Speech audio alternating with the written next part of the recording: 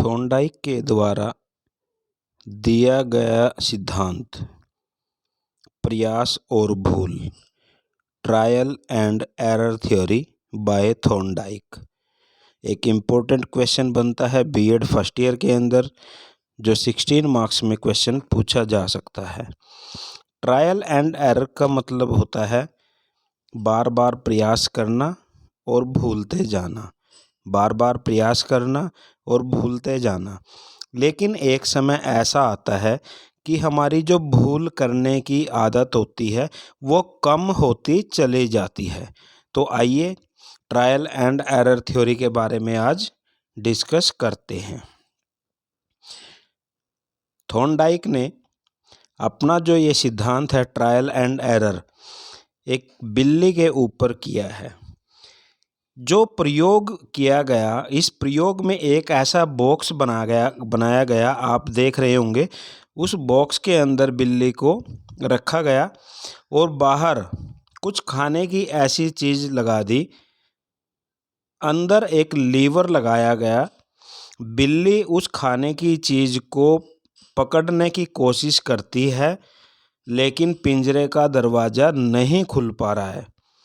उछल कूद करती है, कभी इस कोने में कभी उस कोने में, बार बार उछल कूद करते करते अचानक उसका पैर लीवर के ऊपर पड़ जाता है और दरवाज़ा खुल जाता है और वो खाने की चीज़ खा लेती है।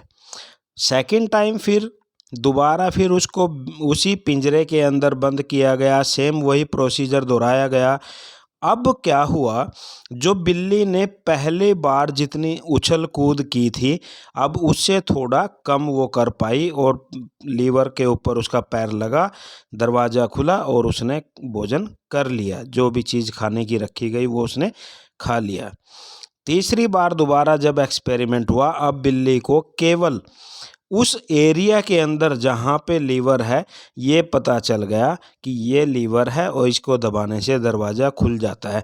यानी कि जो थॉर्नडाइक के द्वारा दिया गया है ट्रायल एंड एरर थ्योरी, उसमें बिल्ली ने पहली बार जितनी भूलें की थी, लास्ट बार जितनी भूलें की है उसमें काफ़ी डिफरेंस रहा है। तो आइए चलते हैं, शुरू करते हैं इस क्वेश्चन को। एडवर्ड थॉर्नडाइक 31 अगस्त 1874 जन्म और मृत्यु 9 अगस्त 1949। यूएसए के मनोवैज्ञानिक थे, जिन्होंने लगभग अपना पूरा जीवन कैलिफोर्निया विश्वविद्यालय के शिक्षक महाविद्यालय में बिताया। पशु व्यवहार और सीखने की प्रक्रिया पर उनका कार्य के आधार पर ही आधुनिक शैक्षिक मनोविज्ञान की वैज्ञानिक नींव पड़ी। उन्होंने औद्योगिक समस्याओं के समाधान की दिशा में भी कार्य किया, जैसे कर्मचारी परीक्षा एवं परीक्षण। वे मनोवैज्ञानिक कॉरपोरेशन के बोर्ड के सदस्य थे तथा सन 1912 में अमेरिकन मनोवैज्ञानिक संघ के अध्यक्ष भी रहे हैं। थॉर्नडाइक का प्रयोग। थॉर्नडाइक एक पशु मनोवैज्ञानिक थे। इन्होंने बिल्ली, चूहे, मुर्गी आदि पर प्रयोग करके यह निष्कर्ष निकाला कि पशु, पक्षी व बच्चे प्रयत्न व भूल द्वारा सीखते हैं। अपने एक प्रयोग में इन्होंने एक भूखी बिल्ली को पिंजरे में बंद कर दिया और पिंजरे के बाहर भोज्य सामग्री रख दी। बिल्ली के लिए भोजन उद्दीपक था और उद्दीपक के कारण उसमें प्रतिक्रिया आरंभ हो गई। बिल्ली ने बाहर निकलकर भोजन प्राप्त करने के लिए कई सारे प्रयत्न किए। पिंजरे के चारों ओर घूमकर कई बार पंजे मारे, कई बार प्रयत्न करते करते अचानक उस तार को खींच लिया या उस लीवर को दबा दिया, जिससे पिंजरे का दरवाज़ा खुलता था। दोबारा फिर बंद करके बाहर उसे आने के लिए पहले से कम समय में सफलता मिल गई। तीसरे और चौथे प्रयास में और भी कम प्रयत्नों में उसको सफलता मिल गई और एक परिस्थिति आई जब इस एक बार में ही वो दरवाज़ा खोलकर बाहर आने लगी। थॉर्नडाइक का सिद्धांत प्रयत्न व भूल, प्रयास व भूल सिद्धांत। थॉर्नडाइक का सीखने का सिद्धांत प्रयत्न या भूल, इस सिद्धांत को प्रयास और त्रुटि का सिद्धांत भी कहते हैं। E.L. थॉर्नडाइक ने प्रयत्न व भूल के इस सिद्धांत के बारे में बताते हुए कहा कि जब व्यक्ति कोई कार्य सीखता है तब उसके सामने एक विशेष परिस्थिति या उद्दीपक होता है जो उसे विशेष प्रकार की प्रतिक्रिया करने के लिए प्रेरित करता है। इस प्रकार एक विशिष्ट उद्दीपक का एक विशिष्ट अनुक्रिया से संबंध स्थापित हो जाता है तो उसे उद्दीपक अनुक्रिया संबंध कहते हैं। इसी प्रकार मैकडूगल मनोवैज्ञानिक ने भी कई प्रयोग किए, यह सिद्ध कर दिया कि पशु हो या मनुष्य जितनी बार प्रयत्न करता है उतनी ही उसकी जो भूलें हैं या भूल करने की जो आदत है वो कम होती जाती है और वह सफल क्रिया करना सीख लेता है। प्रयास व त्रुटि का शिक्षा में महत्व। इस विधि से सीखने की जो क्रिया होती है वो सरल हो जाती है। यह सिद्धांत करके सीखने पर बल देता है जो कि आधुनिक समय में बहुत उपयोगी है। यह सिद्धांत बड़े तथा मंद बुद्धि बालकों के लिए बहुत उपयोगी है। भाषा में शुद्ध उच्चारण वह इसी विधि से सीखता है। इस विधि से अनुभव से लाभ उठाने की क्षमता का विकास करता है। इस सिद्धांत से धैर्य व परिश्रम के गुणों का विकास होता है। चलना, साइकिल चलाना, गणित के प्रश्न हल करना, कलाकृतियाँ बनाना आदि सभी में इसी सिद्धांत का विशेष महत्व है। अधिगम के नियम। थॉर्नडाइक के सीखने के मुख्य नियम या सीखने में उनका महत्व। आइए चलते हैं, शुरू करते हैं। अधिगम के नियम। पशु, पक्षी, पौधे, मानव सभी प्रकृति के नियमों के अनुसार जीवन व्यतीत करते हैं। इसी प्रकार सीखने के भी कुछ नियम हैं। सीखने की प्रक्रिया इन्हीं नियमों के आधार पर चलती रहती है। E.L. थॉर्नडाइक ने सीखने के कुछ नियम बताए हैं जिनके प्रयोग से अध्ययन अध्यापन प्रक्रिया को और अधिक प्रभावशाली बनाया जा सकता है। उन्होंने सीखने के मुख्य 3 नियम और 5 गौण नियम प्रतिपादित किए हैं। सीखने के जो मुख्य नियम हैं: तत्परता का नियम, लॉ ऑफ रेडीनेस; अभ्यास का नियम, लॉ ऑफ एक्सरसाइज; परिणाम का नियम या संतोष का नियम, लॉ ऑफ इफेक्ट; और प्रभाव का नियम, लॉ ऑफ सेटिस्फैक्शन। तत्परता का नियम क्या कहता है?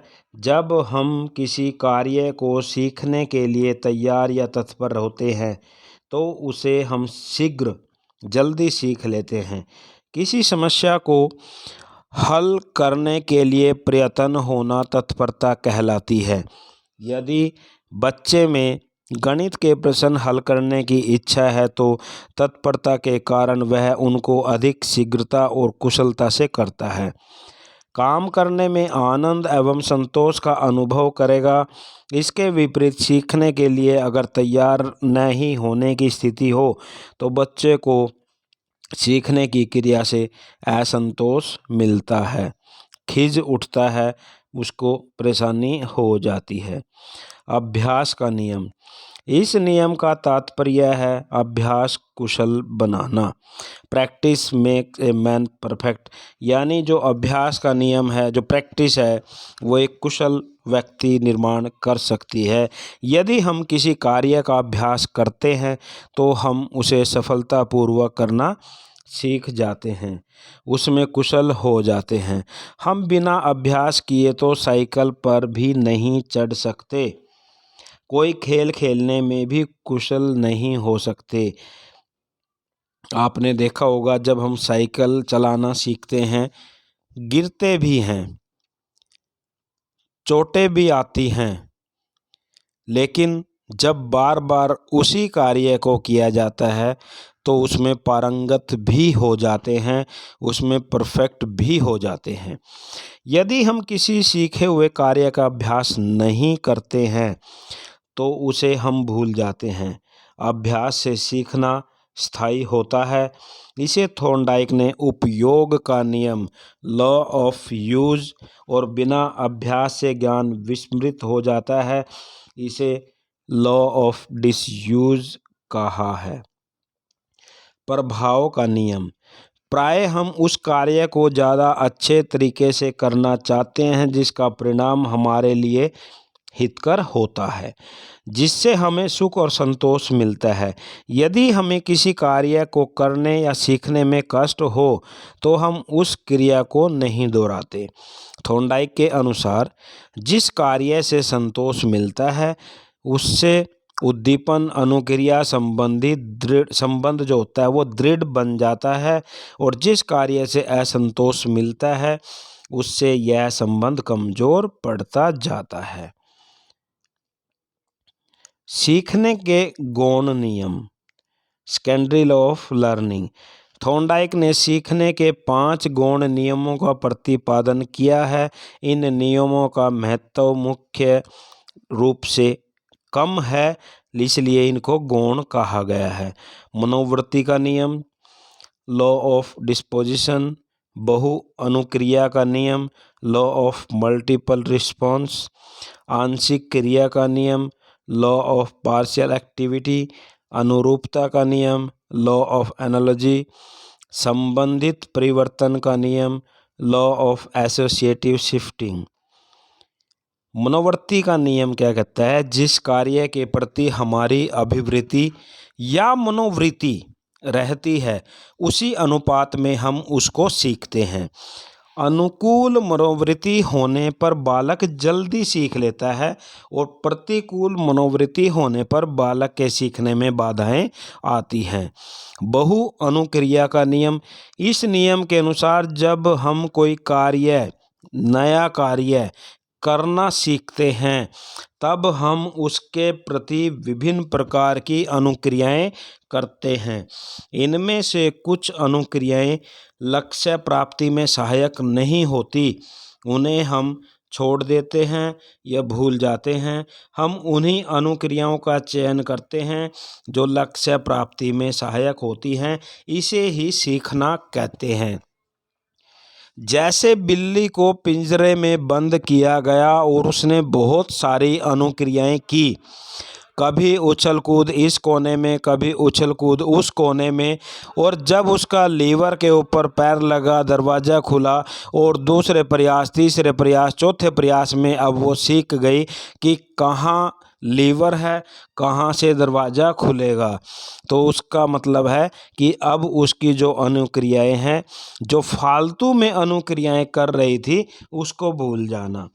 कक्ष परिस्थिति में इस नियम के अनुसार बच्चों को स्वयं करके सीखने के लिए प्रेरित करना चाहिए। आंशिक क्रिया का नियम, थॉर्नडाइक का मानना है कि यदि बच्चों के सामने किसी समस्या को छोटे छोटे टुकड़ों में, छोटे छोटे भागों में विभाजित कर प्रस्तुत किया जाए और एक एक भाग का समाधान किया जाए तो बच्चे पूरी समस्या को शीघ्रता एवं सुगमता आसानी से समझकर संपूर्ण कार्य को पूरा कर लेते हैं। शिक्षक को चाहिए कि वे बच्चों के समक्ष समस्या प्रस्तुत करते समय उनके विभिन्न अंगों के विषय में बताएं और उन्हें अलग अलग हल कर संपूर्ण समस्या का समाधान करने के लिए प्रेरित करें। बच्चों को अंश से पूर्ण की ओर बढ़ने के अवसर प्रदान करना चाहिए। अनुरूपता का नियम, जब व्यक्ति के सामने कोई नई समस्या आती है तो वह अपने पूर्व के जो उसके अनुभव होते हैं एवं प्रयत्नों को स्मरण करता है और उनसे तुलना करता है कि उसके अनुसार क्रिया का जो समस्या हुई है उसका समाधान खोजने का प्रयत्न वो करता है। शिक्षक को चाहिए कि कक्ष स्थिति में वे बच्चों को ऐसे अवसर प्रदान करें जिससे वे अपने पूर्व ज्ञान का स्मरण और प्रयोग कर सके। संबंधित परिवर्तन का नियम, इस नियम को साहचर्य परिवर्तन का नियम भी कहते हैं। इसके अनुसार कोई भी अनुक्रिया जिसे करने की क्षमता व्यक्ति में होती है उसे एक नए उद्दीपन के द्वारा भी उत्पन्न किया जा सकता है। इसमें क्रिया का स्वरूप वही रहता है पर परिस्थिति में परिवर्तन हो जाता है। सीखने के नियमों का शैक्षिक महत्व, यानी educational importance of laws of learning. शिक्षा में इन नियमों का क्या महत्व है? अधिगम प्रक्रिया में सीखने के नियमों का विशेष महत्व है। सीखने की तत्परता, सतत अभ्यास, संतोषप्रद परिणाम से इच्छित फल की प्राप्ति होती है। इसलिए शिक्षक को चाहिए कि वे कार्यक्रम निश्चित करते समय इस बात का ध्यान रखें कि वह बच्चों के लिए संतोषप्रद हो, उसमें तत्परता की स्थिति पैदा की जाए। ऐसा न होने से प्रयत्न और परिश्रम बेकार चला जाएगा। विद्वानों ने सीखने की क्षमता को बढ़ावा देने के लिए सीखने के नियमों का शैक्षिक महत्व माना है, जो निम्न प्रकार से है। उद्देश्यों की स्पष्टता, क्लैरिटी ऑफ एम्स। शिक्षा के क्षेत्र में ज्ञान का उद्देश्य निश्चित, स्पष्ट और जीवन उपयोगी होना चाहिए।